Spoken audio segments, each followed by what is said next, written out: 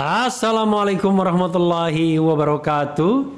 Sobat RH sekalian, jumpa lagi kita di channel yang keren ini. Keren cadas, ini bisa keren cadas. Keren cadas. Ya, sobat RH sekalian, ini ada berita menarik ya, soal perseteruan antara PDIP dan Demokrat. Biasa ya, dulu ketika Demokrat berkuasa, yang paling rewel PDIP. Sekarang ketika PDIP berkuasa, yang paling rewel adalah Demokrat. Bahasanya tidak enak rewel ya. Tapi bahasa kerennya yang menjadi oposisi ya.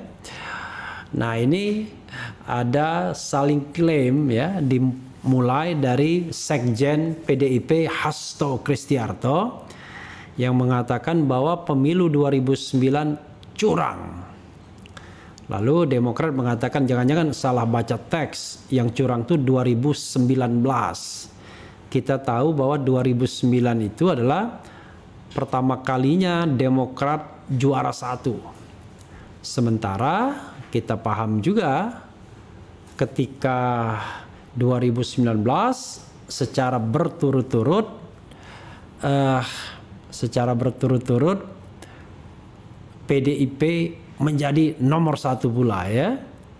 Nah, ini kan jadi luar biasa karena PDIP nomor 1-nya berturut-turut dari 2014-2019. Jadi dengan demikian tahun 1999 juara satunya PDIP, kemudian 2004 juara satunya Golkar, 2009 kemudian Demokrat, 2014 dan 2019 balik PDIP lagi. Jadi PDIP dari perhelatan 5 kali pemilu di era Orde Reformasi itu dia bisa mengantongi 3 kemenangan. Sementara Golkar dan Demokrat masing-masing 1 kemenangan. Nah, tapi 1 kemenangan Golkar itu, bukan Golkar ya, tapi Demokrat itu dituding oleh Sekjen PDIP Hasto Kristiarto hasil kecurangan. Makanya saya buat judul, mana yang lebih curang, pemilu 2009 atau pemilu 2019. Kenapa saya mengatakan demikian, sobat era sekalian? Sederhananya begini ya, pemilu kita itu masih penuh dengan kekurangan dan kecurangan. Kurang dan curang dalam pemilu Orde Reformasi itu adalah sebuah fenomena yang tidak bisa dibantah. Cuma dalam berbagai kesempatan saya mengatakan tidak ada a single single factor yang membuat kecurangan itu. Semua peserta pemilu memberikan kontribusi membuat kecurangan.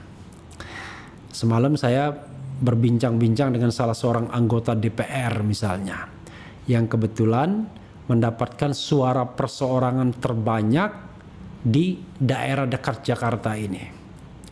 Rupanya ada anggota dari partai lain yang minta-minta suara dia. Dan ternyata dia cuma mendapatkan suara terbanyak nomor 2, sehingga dia tidak akan dapat kursi karena partainya hanya mendapatkan 1 kursi. Ditanya berapa perbedaannya? 40.000, Allahu alam. Minta suara 40.000. Jadi curi-mencuri, colong-mencolong di dalam pemilu itu adalah hal yang umum dilakukan dan biasa dilakukan. Jadi sobat era sekalian, kalau kita mengatakan seolah-olah kita tidak curang, orang lain yang curang, wah itu terlalu naif. Makanya saya katakan masalahnya soal the degree of kecurangan saja, mana yang lebih curang. Jadi kalau kita bicara tentang pemilu itu ada yang namanya piramidanya. Di bawah itu kecurangan yang sifatnya technical, ya, technical things, human error dan lain sebagainya. Piramida tengah itu adalah kecurangan betul ya. Apa istilahnya? Aduh lupa, sudah lama saya tidak menggunakan istilah itu. Kemudian yang atas itu kecil, kerucut, itu adalah kecurangan yang sangat masif. Misalnya intimidasi dan lain sebagainya. Oh, kalau tengah itu fraud ya, electoral fraud. Kalau yang bawah itu ya kesalahan-kesalahan kecil saja. Nah, di Indonesia ini ya semua piramida itu ada semua. Kesalahan teknisnya juga ada, ya human error. Fraudnya juga banyak seperti money politics, kemudian kecurangan tingkat tingginya seperti intimidasi dan lain sebagainya juga ada di daerah tertentu, terutama di daerah konflik ya. Karena itu kita tidak bisa mengatakan bahwa pemilu era reformasi adalah pemilu yang tidak diwarnai oleh kecurangan. Bahkan saya mengatakan jangan-jangan yang kurang curangnya itu pemilu 1999 saja. Karena partai politik dan anggota-anggota calon legislatifnya itu barangkali belum berpengalaman membuat kecurangan ya, kecuali 1-2 partai yang sudah profesional ya, yang hidup di era Orde Baru yang memang menang dengan bukan lagi kecurangan tapi sebuah intimidasi ya. Jadi pakai piramida itu dia piramida di puncak. Coba kita bacakan ini sindir menyindir antara PDIP dan Demokrat ya, sesama biskota dilarang saling mendahului. Tapi kadang-kadang kalau mereka nyopirnya ugal-ugalan ya enak juga ditonton kira-kira begitu ya. Oke, Sekjen PDIP sindir pemilu 2009 halalkan segala cara. Demokrat beri jawaban pedas sebagaimana dilansir oleh suara.com ya. Suara.com, Partai Demokrat menanggapi pernyataan Sekjen PDI Perjuangan Hasto Kristianto yang menyoroti soal pelaksanaan pemilu 2009 yang kala itu dimenangkan Partai Demokrat. Dalam pertemuannya dengan Sekjen Partai Gerindra, Hasto berbicara soal adanya tindakan menghalalkan segala cara hingga menarik elemen KPU menjadi pengurus partai pada masa tersebut. Ya, kita tahu bahwa Partai Demokrat itu merekrut 2 anggota KPU. Ya, pasca pemilu 2004 yang direkrut adalah Anas Urbaningrum dan pasca pemilu 2009 yang direkrut adalah Andi Nurpati ya. Padahal mereka adalah para anggota KPU Komisi Pemilihan Umum. Menjawab sindiran Hasto, Deputi Bapilu DPP Partai Demokrat Kamhar Lakumani meminta Hasto untuk fokus saja dengan agenda PDI Perjuangan sebagai the ruling party yang harus bertanggung jawab memastikan pemerintah bekerja optimal menunaikan janji-janjinya saat pemilu. Hingga kini tak ada capaian dan janji baik di bidang ekonomi, politik dan hukum yang ditepati. Tak perlu buat pengalian isu, apalagi di tengah krisis kesehatan dan krisis ekonomi akibat pandemi COVID-19 seperti saat ini, kata Kamhar kepada wartawan Rabu 25 Agustus 2021. Kamhar kemudian mengkritisi gaya politik post-truth yang dikembangkan Hasto sebagai bentuk distorsi demokrasi yang ia sebut hanya menjadi benalu reformasi. Jika berbicara ihwal elemen KPU, Kamhar mengatakan bahwa banyak jejak digital yang menyajikan informasi upaya Hasto mengintervensi anggota KPU pada perkara Harun Masiku ya, yang sampai sekarang tidak jelas di mana Harun Masiku ya. Termasuk jejak digital pertemuan politisi PDIP dengan oknum anggota KPU menjelang pemilu. Saya pernah waktu ILC itu membuat pantun soal Harun Masiku ya, tapi lupa ya. Sudah ku baca buku, ya kan? Sudah ku baca buku di bawah pohon randu. Tidak pernah tahu di mana Harun Masiku, padahal banyak yang rindu. Bisa gitu ya.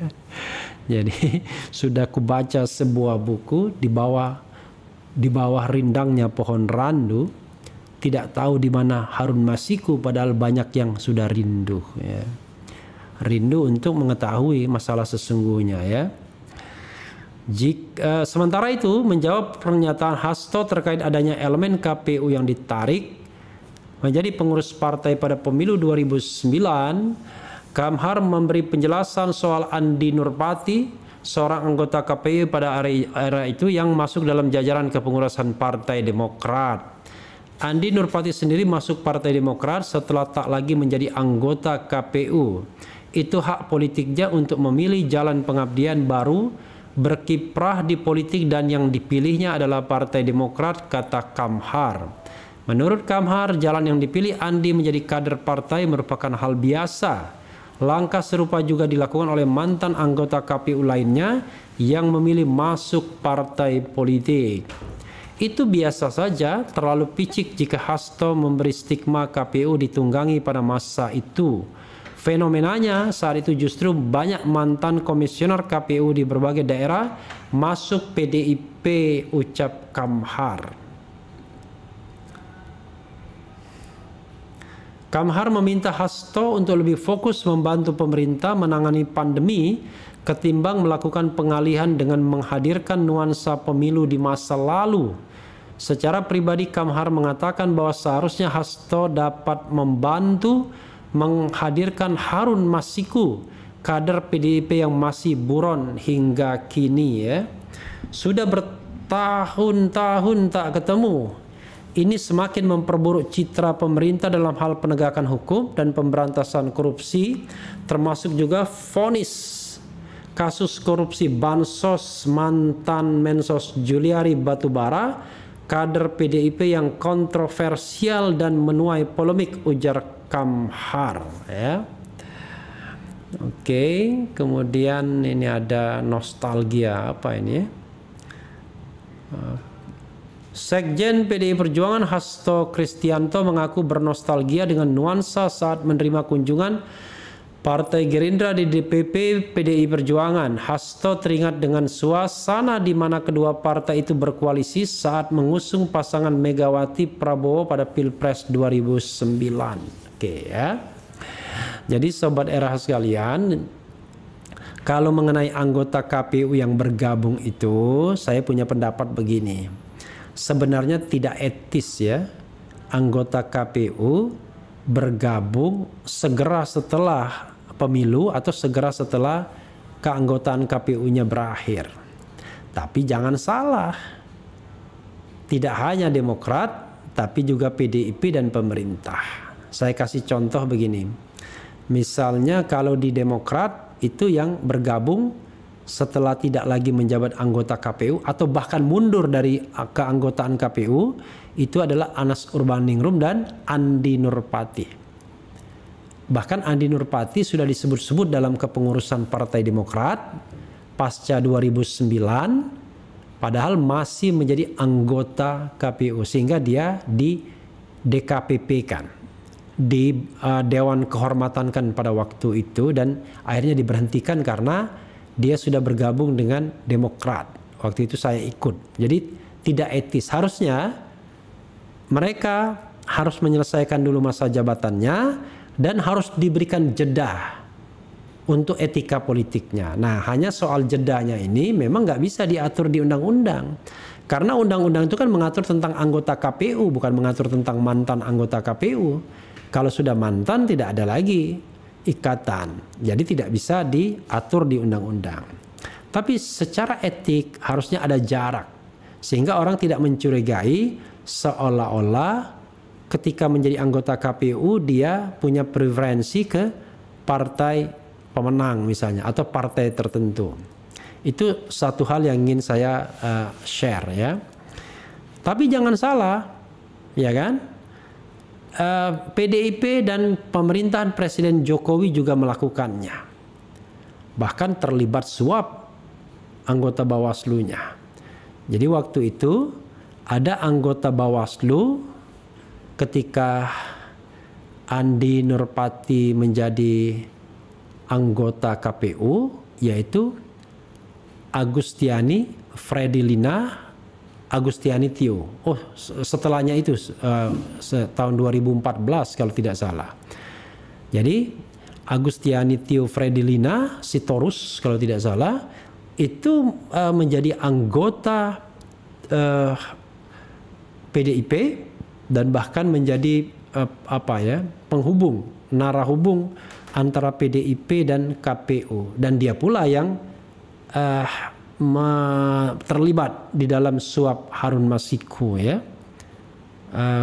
suap kepada anggota KPU Wahyu Setiawan.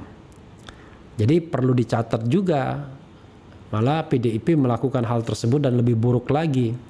Lalu ada juga Juri Ardiantoro yang pernah menjadi anggota KPU dan bahkan ketua KPU ketika Husni Kamil meninggal, dan ternyata dia direkrut oleh Istana KSP dan sekarang menjadi deputi. Jadi kalau kita bicara soal etika, wah banyak sekali yang melanggar etika, ya. Mereka jadi anggota KPU tapi tiba-tiba lompat ke istana.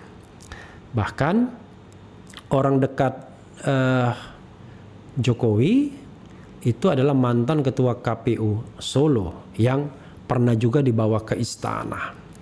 Jadi ada soal-soal seperti itu, dan ini mengindikasikan bahwa ketika mereka menjadi anggota KPU, ya mereka mulai bias karena mereka sudah didekati oleh istana. Tapi Sobat Era sekalian, kalau kita bicara mereka independen, enggak juga. Karena menjadi anggota KPU, Bawaslu, makin Anda independen, makin nggak terpilih. Jadi mereka-mereka yang menjadi anggota KPU dan Bawaslu itu rata-rata ya mereka yang memang tingkat independensinya paling lemah biasanya yang dicari. Paling independen nggak akan terpilih. Nah sekarang kita tahu bahwa akan ada pemilihan anggota KPU dan Bawaslu lagi. Saya sudah bisa memastikan partai-partai istana akan memagarinya. Partai-partai istana akan memilih orang yang paling lemah, orang yang paling bisa diatur, termasuk juga misalnya partai-partai politik mempertahankan keanggotaan hakim konstitusi, termasuk juga memberikan perpanjangan masa jabatan kepada mereka karena quote and quote mereka nyaman dengan hakim konstitusi saat ini yang dianggap lebih pro kepada DPR dan juga kekuasaan. Jadi ada soal-soal seperti itu. Nah, bagaimana dengan kekurangan dan kecurangan? Setiap era kekurangan dan kecurangan itu selalu menonjol, Sobat Era sekalian. Tahun 2009 yang menonjol adalah bantuan BTL, bantuan BLT, bantuan langsung tunai. Pada waktu itu Megawati punya strategi yang keliru karena dia mengkritik BLT tersebut sebagai katakanlah kebijakan peminta, pengemis, sehingga masyarakat justru tidak simpati. Nah, program itu ya sedikit banyak memang dimanfaatkan incumbent dimanapun biasa memanfaatkan program bantuan sosial untuk menambah atau mendongkrak image-nya. Tapi jangan lupa di 2019 ketika PDIP berkuasa, maka laporan kecurangan tentang keterlibatan aparatur itu sangat mendominasi. Dan itu sudah jadi rahasia umum kalau aparatur negara, baik sipil maupun non-sipil, itu tidak netral dalam pilpres terutama. Jadi itulah problem kita terbesar, Sobat Era sekalian, yang sebenarnya harus kita selesaikan dalam pemilu-pemilu ke depan kalau kita mau menghadirkan sebuah kepemimpinan yang memang dari hulunya bersih. Jadi kalau air mengalir itu kalau dari hulunya kotor, ya maka dampaknya adalah seperti saat ini barangkali banyak masalah, terutama misalnya kalau kita kaitkan dengan bagaimana sikap wakil-wakil rakyat kita yang sudah menjadi rahasia umum, rata-rata mereka mengeluarkan uang sampai puluhan miliar bahkan untuk memenangkan pertarungan dan membagikan money politics, dan unfortunately mereka selalu lolos dengan melakukan hal seperti itu. Jadi tidak pernah mereka tidak lolos. Itu sudah rahasia umum. Ada satu keluarga yang melakukan money politik seperti itu, bapaknya, anaknya, saudaranya, untuk pemilihan anggota DPR walaupun beda partainya, lalu untuk pemilihan anggota DPD dijadikan satu paket dan lain sebagainya. Nah, soal seperti inilah yang tidak kita selesaikan sesungguhnya. Jadi, kalau ditanya mana yang lebih curang, pemilu 2009 atau 2019, saya mengatakan pemilu itu kecenderungannya curang semua. Tapi, kecurangan itu tidak bisa main tunjuk hidup, dilakukan hanya satu partai saja atau incumbent saja atau petahana saja. Semua berkontribusi terhadap kecurangan tersebut. Jadi kecurangan tersebut sudah menjadi bahaya laten dari pemilu-pemilu di era reformasi, dan untuk itu perlu sebuah penguatan kelembagaan. Masalahnya ya saya tidak begitu yakin pemerintahan Presiden Jokowi nanti akan memilih anggota KPU dan Bawaslu yang jauh punya integritas dibandingkan sebelumnya. Karena seperti yang sudah-sudah, rekrutmen seperti itu sangat diwarnai oleh kepentingan-kepentingan politik jangka pendek. Maaf kata, negara rusak nggak apa-apa, yang penting kita menang. Nah, ini yang menjadi masalah menurut saya kalau kita bicara mengenai kecurangan pemilu. Bahkan saya mengatakan, kecurangan pemilu yang paling kentara itu, yang paling betul-betul tidak demokratis, menghalangi orang untuk maju, itu adalah penerapan presidensial threshold. Jadi penerapan presidensial threshold 20% kursi dan 25% suara itu adalah kecurangan yang paling nyata. Nah, niatnya sendiri buruk sebenarnya. Jadi presidensial threshold yang 20% itu adalah angka yang dinaikkan dari Pilpres 2004. 2004 sebenarnya ada juga presidensial thresholdnya 15% atau 20% suara. 15% kursi, 20% suara. Hanya tidak digunakan karena ini adalah Pilpres pertama, sehingga yang digunakan adalah pasal peralihan, yaitu 3% kursi dan 5% suara. Akibatnya ada 5 calon. Jadi SBY, JK hanya dengan 7% suara saja bisa nyalonkan diri. Demokratis tahun 2004. 2009 ada upaya untuk menghalangi SBY untuk mencalonkan diri lagi sebagai calon presiden dengan menaikkan angka presidensial threshold dari 15% ke angka yang bahkan ada yang menyebut sampai 35%. Maksudnya apa? Maksudnya agar SBY tidak bisa lagi nyalon karena mereka berpikir bahwa Demokrat walaupun ada presiden tetapi bukanlah partai besar karena sebelumnya cuma 7%. Tapi ternyata 2009 itu justru hanya Demokrat lah yang bisa standing alone karena mempunyai 26 kursi. Sementara Megawati tertati-tati ribut dulu dalam tanda kutip dengan Prabowo siapa yang menjadi presiden dan wakil presiden, akhirnya maju bisa. Kemudian Wiranto cepat-cepat menundukkan diri terhadap JK dan bisa maju juga Golkar Hanura. Sementara yang namanya Demokrat karena bisa standing alone dan juga partai penguasa, mereka tidak pusing-pusing. Mereka tidak cari calon dari partai politik, cari seorang teknokrat, profesor di bidang ekonomi yaitu Profesor Budiono. Yang pada waktu itu diprediksi jangankan dengan manusia dipasangkan dengan tiang listrik pun SBY menang. Jadi sobat era sekalian ya, kalau kita mau bicara tentang hilangkan kecurangan pemilu, maka mulailah dengan hilangkan yang namanya presidensial threshold. Kalau presidensial threshold hilang, maka kita bisa berharap pemilu kita akan jauh lebih demokratis untuk Pilpres. Tapi soal kekurangan dan kecurangan pemilu, ya itu adalah PR besar kita semua yang sama-sama harus kita cari jalan keluarnya dan niat yang baik untuk memperbaikinya. Ya, sahabat sekalian. Oke. Kemudian coba kita lihat ya. Nia Destiria, 2024 masih adakah yang mau jadi anggota KPPS setelah 2019? Banyak yang tiba-tiba mati. Nah, ini juga a big question. Tiba-tiba kok banyak anggota KPPS yang mati, padahal unit yang dihitung itu hanya satu saja tambahannya, dua lah, yaitu pemilihan presiden dan wakil presiden dengan 2 calon saja. Jadi tidak banyak juga penambahannya, karena pemilu legislatif serentak sudah dilakukan sebelum-sebelumnya. Kemudian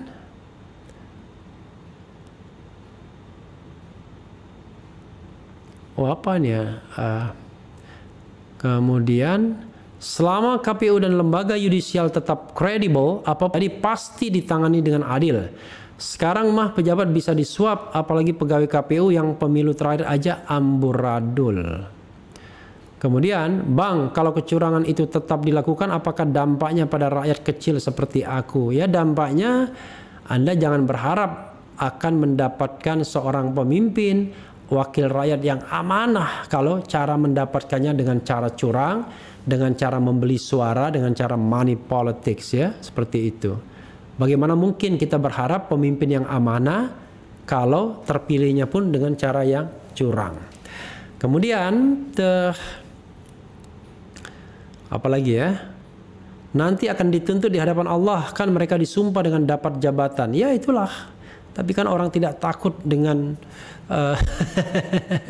dengan akhirat ya. Mereka yang khawatirkan tidak dapat jabatan. Ya, saudara sekalian, itu saja ya. Yang penting tetap di channel ini. Ciao.